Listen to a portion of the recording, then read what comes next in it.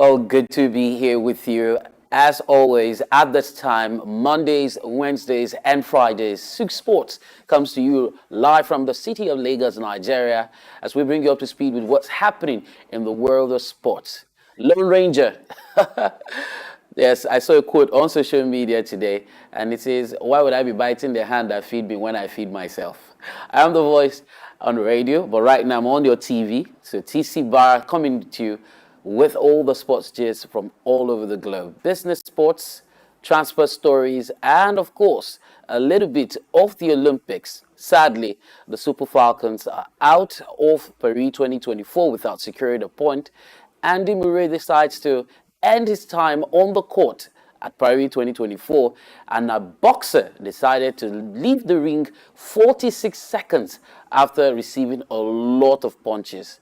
Crazy times in the world of sports, but trust that I'll bring you up to speed with all of that, and I'll be joined by an international sports journalist on the show today. Well, good to know that you are on the other end of the TV, your screen, tablet, whatever device you're watching from, and following every bit of what we're bringing to you today on the program. When I mean we have got a very, very eclectic and indefatigable crew. And so let's start off with the MPFL. Rangers and Eimba were in a preseason friendly at the Cathedral. That's what that stadium is called, the Nnamdi Azikiwe Stadium in Lagos.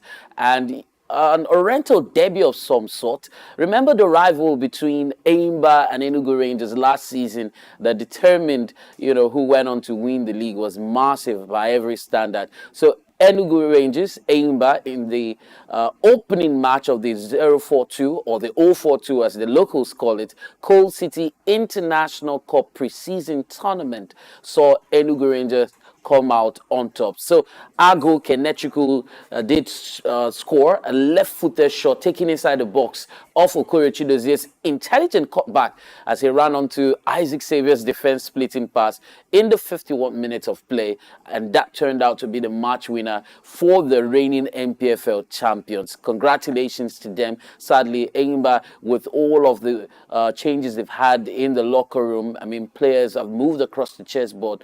We could not see them get back to restore parity in that particular preseason game. Rangers will go on to play Sierra Leone, and that is Sierra Leone inside FC Carlon on Sunday, the 4th of August, and that fixture is going to hold inside the Nnamdi Azikiwe Stadium. We'll be monitoring that to bring you up to speed. Some stories from Remo Stars, who have just finished as winners of the Value Jet preseason tournament. The technical advisor Daniel Ogumodede has emphasized on the importance of continued hard work for his players. Now, the MPFL season is around the corner. We're getting ready for that, and Remo Stars, like I mentioned, were very victorious in the preseason Value Jet tournament, which held in Ikene, securing a 2-1 win over newly promoted MPFL club Ikorodu City in the final on Wednesday. We saw Remo Stars give a good account of themselves, setting the tone for the commencement of this tournament. And they're going to be participating in another preseason tournament, which I mentioned to you. Enugu Rangers will be taking part, and that's going to be in Enugu as they prepare for the Confederation of African Football Champions League next season. They're on the would I describe as their youth team, Beyond Limit FC, who recently also gained MPFL promotion, have sold their sports to Heartland International, Heartland Football Club of Owerri. I'll be discussing with my Zoom guest about that in a minute or two, but let me let you know that Mohamed Adamu of Katsina United has finalized signing of Awal Mohammed, and that's some big money moves, in as much as the MPFL are unable to bring us up to speed with the details of the player transfer system, who is going where, how much has exchanged hands, and all of that. And so we seem to have an issue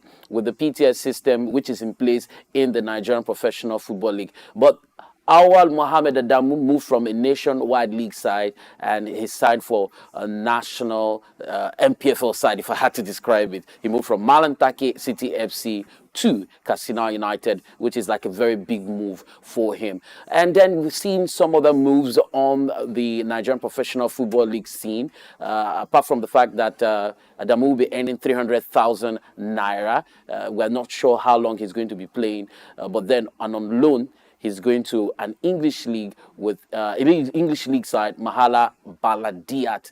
Well, that was how he completed last season. Had a stint in Portugal, but then he's going to be playing for Casino. Niger Tornadoes, on the other hand, has made Majid Mohammed's deal permanent. The MPFL club has appointed Majid as their substantive technical advisor. So I'll be linking up with David Oku now, who is an international sports journalist, so that we can have his thoughts on Heartland securing a spot back to the NPFL, and that's some big money from Beyond Limits, who gave up their spot. Of course, Beyond Limits and Remo Stars are from the same parent company and they're managed by the same team. As such, it's not going to be wise, some persons believe, to have two teams from the same management coming into the MPFL. Of course, there's going to be a conflict of interest and all that. If I have David Oko, I could just pull him up right now so that we can, start the conversation at this point. David. Yes, good afternoon, Temple Bara. Great to be on Souq News. It's a pleasure to be talking to you on sports. Yes, Heartland have underperformed for years now. It's well documented that it's a club that has needed a lot, not just money, but the right acumen in terms of administration, in terms of leadership qualities, and people to usher them into a new phase. It's a club, that used to excite a lot of people back then. As Iwunanyanwu National, they were tops, in what they were doing. Yes, they did not win trophies every now and then, but again, when they were in, you know that they were going to challenge and challenge big. But it hasn't happened, in years now, and it's been very disturbing. Could it be, the hostile atmosphere in and around, the city or something that has affected them? I can't really tell. But getting back to the top tier of Nigerian football, it's a good feeling. It's a good feeling for the fans, good feeling for Nigerians as well, because they have a lot of fans, not just in Imo State alone. They have fans in the West, fans in the North, fans in the Northeast, fans in the, but across the geopolitical zones in Nigeria. So it's a good feeling that they are back and we can see them compete as they will be traveling.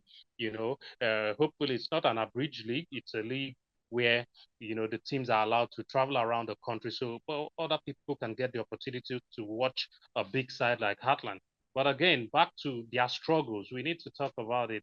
Have they learned from their lessons? Last season, their performance was so dire that people were upset. I think sometimes you go to the stadium and you couldn't even find their own fans supporting them because, even before the matches were concluded in the league, I think about 5 games to go, people had already written that and off. People had written them off for relegation. So will they continue to be paying their way back into the top flight? That's what should be averted. And I believe the interference between governance and the club itself, the administration, it needs to halt. It needs to stop. There needs to be proper governance. If it is the government that is there needs to be proper governance. If it is the leadership, they need to appoint, better people at the helm of affairs to ensure that Heartland can continue to grow from strength to strength. Back then, they used to have a feeder team so good that they produce, talented players that could push those in the first team for competition for places. It's not happened again. So they need to go back to the drawing board and see where they have gone wrong. Greed needs to also stop there within the administrators. They need to stop the backbiting. They need to stop fighting amongst themselves for unity, for progression, for a better heartland. And we need to see that this season. It might not be that rosy again, where they need to always pay to return to the top flight. David, one man's meat is another's poison. For Beyond City FC, they have gained, immensely from this deal.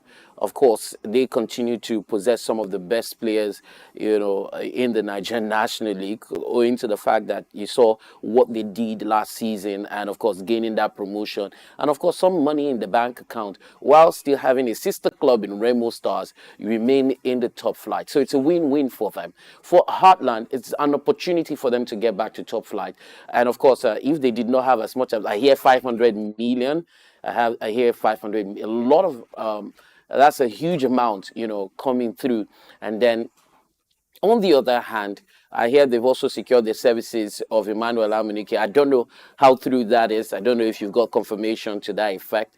But what do you think they need to do? You've talked about governance. Do you think they have the right players, the quality of players to play at top flight? Talking about the NPFL, because not so Well, much has been heard about player transfers and all that. even if they have the right crop of players, they still need a better system, a better administrator, and that's where the football governance come into play. They need these, administrators to uh, draw out maps or road maps or set good policies that can be used for the whole season. But planning is done for the whole season, and then in between, you can make one or two adjustments or improvise as the case may be, because things, might not or will not always go straight, as you put it. I don't think they have the crop of players to compete in the league, so they need to bring in players. Influx of quality players need to be done, and then even the team that they did business with, Beyond Limits, like you said, is a very good side. They have talented players there.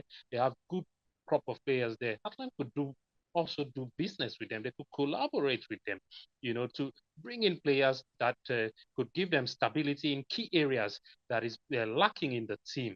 So, I think a proper coach like Emmanuel Amerique, if the deal goes through, at the moment, I don't know if it has, because I've not gotten any confirmation on that. But if it does go through, he has this acumen, he has the personality, and he's got the character to attract, top talents to a side and transform them. You can see what he did at Tanzania, a team that didn't qualify for the Nations Cup for 30 years. That was 3 decades. He qualified them, and he has a lot of exposure. So if at the end of the day he makes it as Heartland coach, then that will be very welcome. So we'll move on, David. I just want you to stand by, and in a bit I'll get back to you based on the Olympics. So we'll move on now to the NPFL. Still talking about movement of players. So right now, two Rwandan clubs have signed NPFL stars. Rwanda Premier League champions APR FC have bolstered their squad with the signing of Nigeria's Godwin Odibo and Chidebere Nwobodo, a winger who joins from a Nigerian National League outfit, Sporting Lagos, who unfortunately were in the NPFL and were relegated, last season. Rangers champions, and Nwobodo captained Rangers to clinch the NPFL title last season, and you would have expected Rangers to do everything to keep him within their stead, but then going to Rwanda. How far Rwanda's league? I just don't want to take it, make it seem like I'm belittling that. But then we could have had what it takes to retain the services of someone who, probably had won, or well, not probably, actually won the league with Enugu Rangers. And so I would think of it as a loss for Rangers, but then you never can tell how much would have exchanged hands, in that particular deal. So Victor Mboma, already an integral part of the squad for them. We saw that happen, in the last couple of days. But then quickly, Nigeria's Cricket Federation is hopeful that the national under-19 teams, which is the boys and the girls, will pick their respective World Cup ticket. They did begin qualifications on the 31st of July in a competition that will run to the 19th of August. The game is ongoing now. Nigeria won the toss, so they elected to bat in that particular game. Once they're done, look forward to me sharing the results with you right here on Souq Sports. So quickly, it's the Olympics, the biggest sporting event in the world. But then the Super Falcons have crashed out. Now, in the aftermath of that failure to, make it out of the group stage, out of the women football, I mean, that group already described as a group of death from the beginning, had Japan, had Spain, had Brazil. I mean, it was mind-boggling. But Randy Waldrum has opened, yes, he has gone on to, open up on what he feels might have been the reason for them to have failed. So he described the losses they experienced, or attributed the losses to injuries, right? The nine-time African champion lost all three group games. And I mentioned the teams. No pushovers, star-studded teams without any iota of doubt. But then poor preparations and injury of some key players is the reason Randy Waldrum is saying that his girls did not make it out of that group with even a point. They managed a goal against Japan, but that was not enough. David, if you're still standing by, there were a lot of hopes, there were a lot of hypes, there was a lot of attention, on the Super Falcons, just like the Tigresses, right? But the Super Falcons did not wear their boots to the party. Well, it was expected that they performed shambolically like they did at the end of the day because they didn't have the top gear preparations. I think in over a year, they didn't play a friendly game that even caught the eye. When you are drawn in a group that has Brazil, Spain, and yeah, Japan, these are teams, that are top tier at the moment in women's football, especially Spain, who are world champions, Japan are former world champions, and Brazil are always a tough nut to crack. Then you need to equip yourself with friendly games with grade A teams. Maybe it might not be them, but teams in their caliber, to up your tempo or up your game and see where you can improve, you know. May I shock you or take you back? Back in 1991, when Nigeria made their first appearance at the FIFA Women's World Cup, the likes of Spain and Japan were nowhere close to the Super Falcons. But how they have improved, how they have, been technically sound, and how the, governance of their football has taken things to another level since 1991 and has left Nigeria behind, have left the Falcons behind. I'll use your word, it's mind-boggling, and it's a testament to how unserious we are. The anyhowness of the federation of the football here, it's something that is very painful, to watch. It's something that is very painful to look at.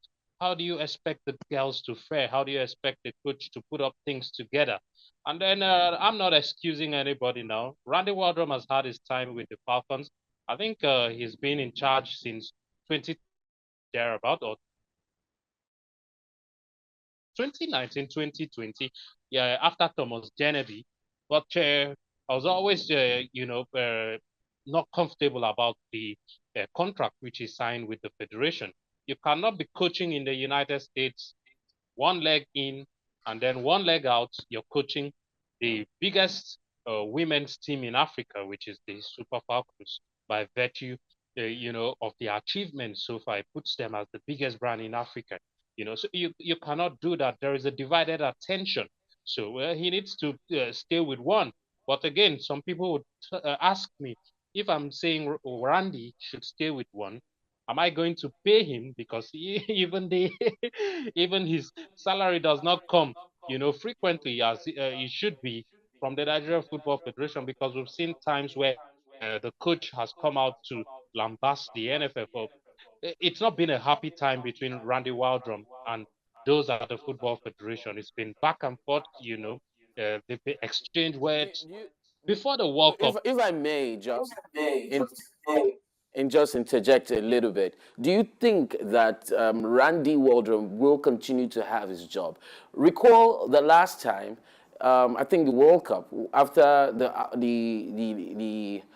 his outburst, like you rightly put it, there was a lot of back and forth. It felt like he was not going to have the job after that particular incident. And now, he has not done pretty well with this Olympics. I don't think you can describe this Olympics as, 4 over 10 if you had to put it on a scale of 1 to 10. And then yes, he has attributed that to injuries and lack of preparation. Do you think the NFF is going to oust him? The Super Eagles at the moment do not even have a coach. Let me tell you something. Tactically, Randy,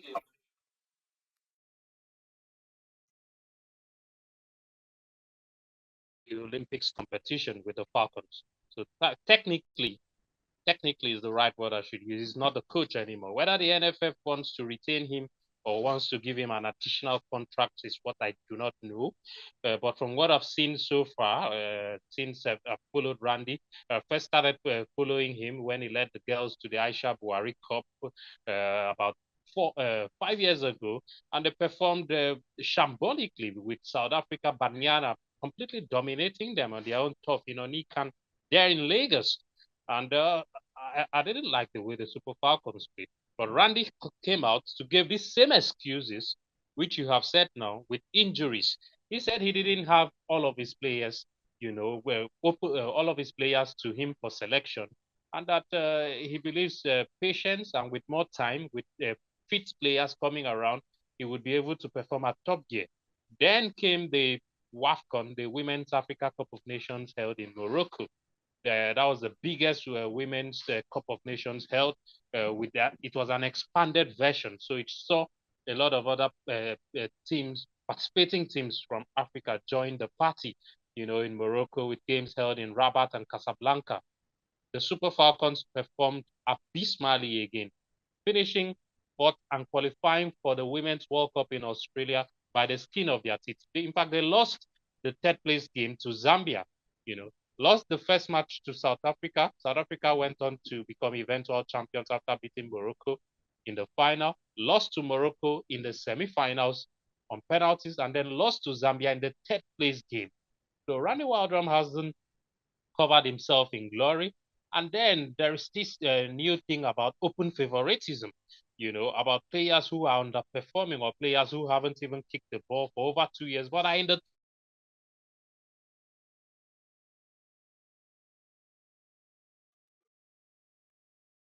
Like I'm not able to have a smooth communication with David. Polish top seed Iga Swiatek had her 25-match winning streak on the Paris clay ended by China's Zheng Qinwen in the Olympic semifinals. 23 years of age, she has won the past three French Opens at Roland Garros, but was beaten 6-2, 7-5 by six seed Zheng at the same venue. Now losing there for the first time since 2021 was tough to take for the long-time world number one. She was the overwhelming favorite, and that was to also add the Olympic gold to her five Grand Slam title. She was visibly upset, and when she tried to speak to broadcast journalists about an hour after the match, she decided not to speak with her written counterpart, as she, is actually entitled to do so under the Olympic rules. Zheng, on the other hand, 21 years of age, lost in the Australian Open final earlier this year, and now has a shot at earning the biggest title of her career. Yes, the world number 7 will play Croatian 13th seed Dona Vekic in Saturday's gold medal match after she beats Slovakia's Anna Karolina 6-4, 6-love. Swiatek and Shmedlova are contesting for bronze today. Now, for the men's category, in the men's singles, Spanish second seed Carlos Alcaraz continued his bid to become the youngest player to win the Olympic title.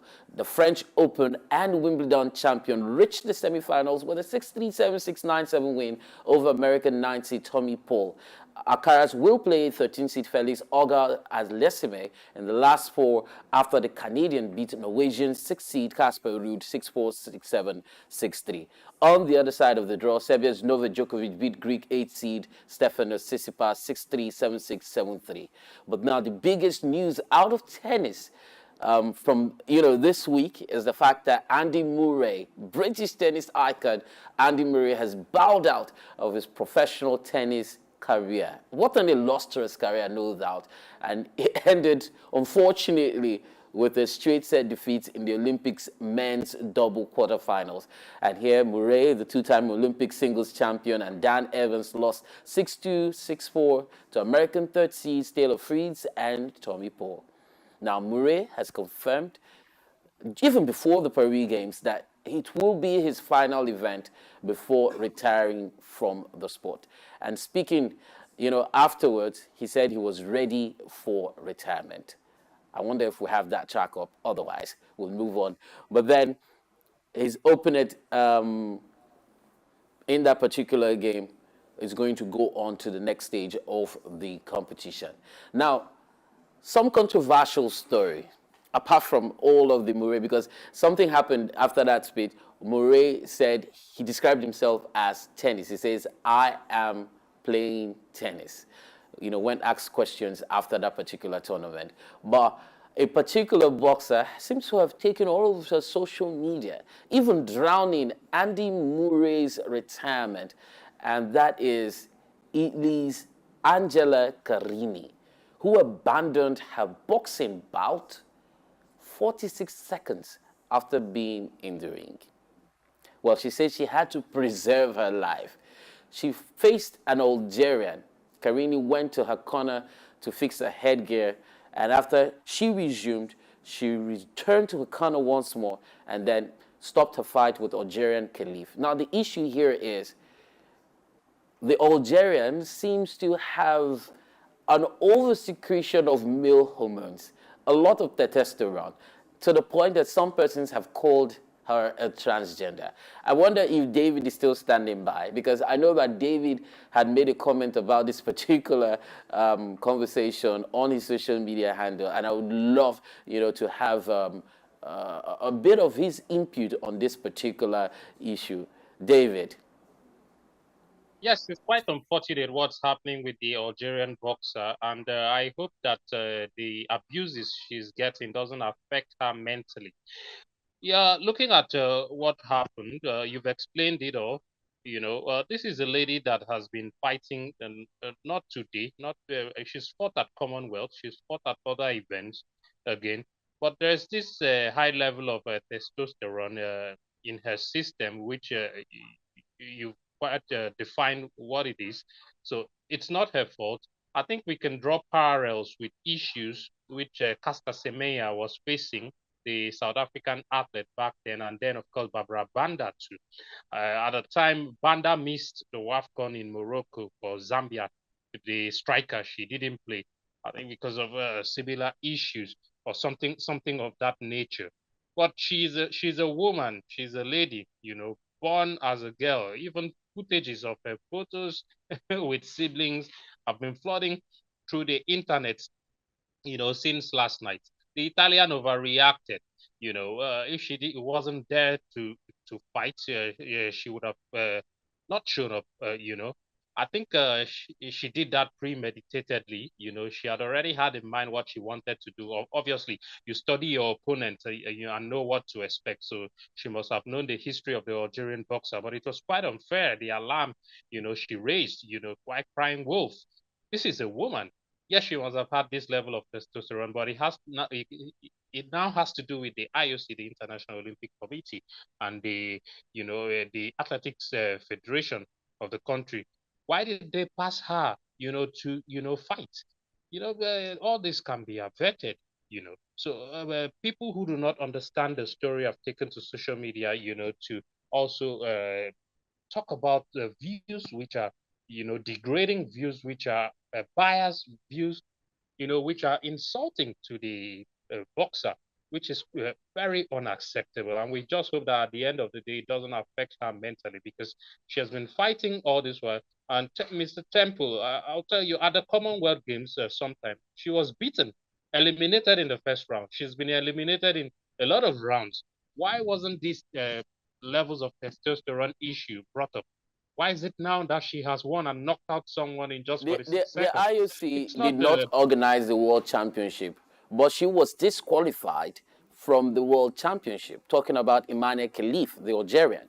She was disqualified as a result of high testosterone, right?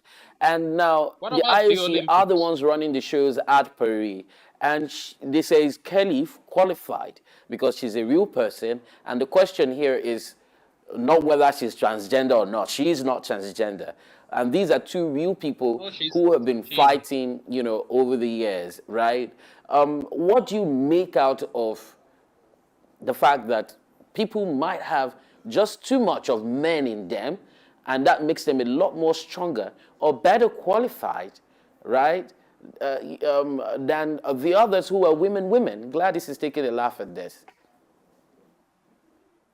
Well, for me, that's not unfair. It's not unfair competition. Some people might just have something inside of them that makes them more stronger. It could be hereditary, it could be something else. I don't know what it is, but sometimes you could find it. Sometimes you could just hold someone by the wrist and find out that they don't have a hole or a passage in their bone here is quite strong and straight, or some things like that. So yes, I understand that organizers of competitions have tried to play it down. That there needs to be a fair level of competition at all stages. But again, if you have passed her to compete at the Olympics in Paris, why is this coming up now? Yes, some people had said she was disqualified, like put it back then, in a competition. But again, this is the Olympics. She is there on merit. It's not as if she's there on any other leveraging factor or something. She's there on merit. She was tested, she was passed, fit to compete. you know and while getting on to compete, the worst thing that could happen to you is someone pulling out of the race, and then they're going to cry foul in the media. And you could go to the social media spaces and see the number of threats, trolls, abuses, this lady has gotten, which is quite, sad. It's very sad. Loss is another person's win. Her physique and personality reminds me of the female knight in the series Game of Thrones, but that's on the side. Asians have dominated the media table, and it's really good to see them giving the traditional winners, United States and Jamaica, a run for their money. A colleague of mine, Noble Kelvin, believes that we've not gotten to this stage of the competition where the US are going to start dominating or start amassing. He also believes that there's a fair chance for them, to actually come back into the thick of things. Yes, you see, some of these medals coming in. If we can get the medal table, you realize that China seems to, be on the top of things. We also have Japan. We have to have Korea before United States and all that. So United States seems to be coming up with the number of medals they have amassed in a couple of games and sporting activities in the last few competition. And then France, a third with 8 gold, right? 11 silvers and 9 bronze. That's a total of 28.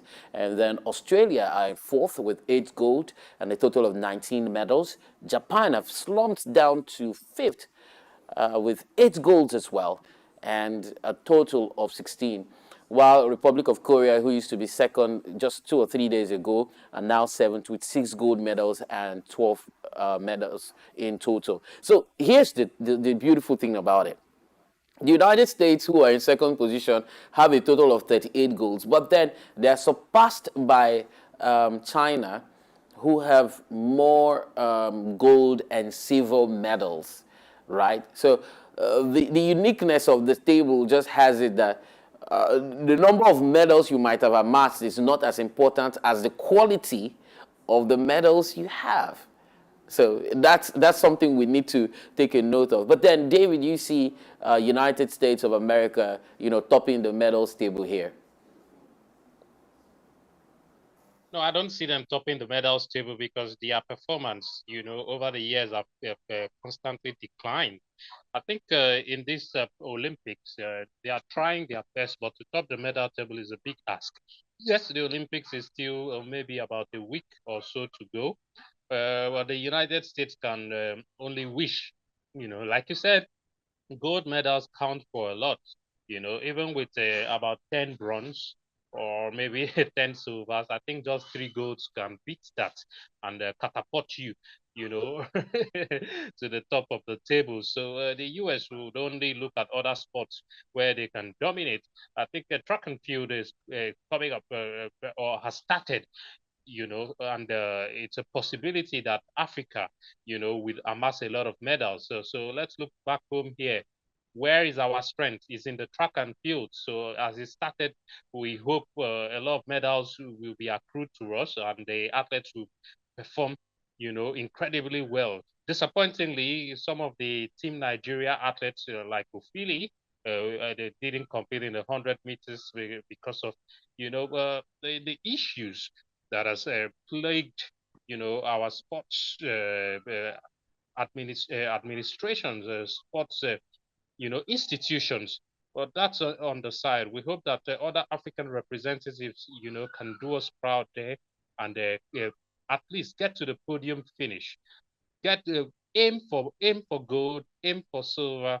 But if you cannot, at least pick up a bronze medal. And for Nigeria too, we are hopeful that where we are strong, especially in track and field, which has begun, would be able to amass medals, to you surpass the medal haul we achieved at the Tokyo Olympics back in 2020. So just before I let you go, I'd want to bring in the transfer of Kelechi Iheanacho from the King Power Stadium from Leicester City to Sevilla. He joined the Spanish La Liga side on a 2-year deal, and that's coming after 7 years, spending 7 years with Leicester City, scoring 61 goals in 232 matches. He arrived in Spain on Tuesday, had his medical on Wednesday, and he's now a Sevilla player. What do you make out of that move? Well, it's a good move for Kelechi. I think his style is more suited to the fluid, keep the ball, system in Spain, and Sevilla, who are a high octane playing team. I think they will benefit from his movement and also his knowledge of the game. He holds the ball well and could put players into play. It's a big club, Sevilla. When you talk about Real Madrid, Valencia, Barcelona, the next club you look at in Spain, it has to be Sevilla. They call them the Europa League. Is it Europa League champions? There's a name I'm looking for. They say it's their birthright, to always win the Europa League. So well, it's a big club he's going to, so he needs to perform. He needs to perform well. There's another Nigerian there, Chidera Juke, the winger. So this is a good move for both of them. I wish Kelechi the best of luck. I thought Leicester getting promotion back to the top five will see him remain, but it hasn't been so. So good one for him. Good one. Let's see how it goes. And then Wilfred Didi continues to be at Leicester, and I've not heard any news concerning movement for Wilfred and Didi, but for Iheanacho, it's a good move. It's a very good move. I'd like to thank you so much, David, for joining me on the program, and looking forward to having a conversation with you again in the near future. Yeah, many thanks. Thanks for the opportunity. So we'll continue the program. Fulham has made a £20 million bid for Manchester United's McTominay, and it's anticipated that United will reject the offer.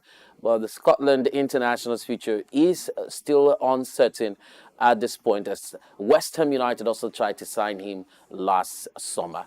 We'll move on real quick right now because of some confirmed transfers that we have. I mentioned the deal with Kelechi Iheanacho to you. Then Everton have signed a certain centre-back, Jake O'Brien, and he's moving from Lyon on a 4-year deal for £16.4 million. 23 years of age, and of course, country of origin, Republic of Ireland. The defender has made 27 appearances for the League One side last season and becomes Everton's fifth summer signing after the midfielder team Irebunam, forwards Lehman Ndiaye and Jesper Lindstrom, as well as Jack Harrison, returned on loan from Leeds. Well, look out for more confirmed movements across the ocean. Yes, I like to describe it from the Atlantic to the Pacific, players moving across different continents in the world of football. But then in sports business, Dazzini has snapped up exclusive rights in Spain, Serie A for the next 3 seasons, ousting pay television operator Movistar Plus. So it's going to be their sole responsibility to ensure that the La Liga is beamed all over the world. The Confederation of African Football, which is the supreme football body in Africa, has struck deals for its clubs and is looking for more. You know, club competitions with broadcasts across sub-Saharan Africa. And we hear that Bein Sports and IMG seems to have an understanding. We were looking forward to what will be made out of those deals in the coming months. The PGA Tour has taken steps to retain engagement within a key demographic as it launches a 9-hole event to tap into social media followings, and that's on YouTube for YouTube and golf content creators. And with that sports story, we'll be wrapping it up right here on Souq Sports on Souq News Television. I want to say many thanks to you, and of course, I will be urging you to follow us on our various social media handles. Let's get to talk. You can make your inquiries, contribute on the program, and let me get your thoughts on what you think on some of the moves by some of the players. And of course, I know that many people are still very sad about the asking of the Super Falcons, but then let's keep hope alive in some of our athletes and players who are representing Nigeria at the ongoing Paris Olympic. Many thanks as well to everyone who has ensured that you can receive this loud and clear, not to mention names, but then thanks to you, you know yourselves. My name is TC Barra. It's been a pleasure being your host, and yes, I look forward to being with you next time on the show. Until then, have yourself a splendid weekend, and bye for now.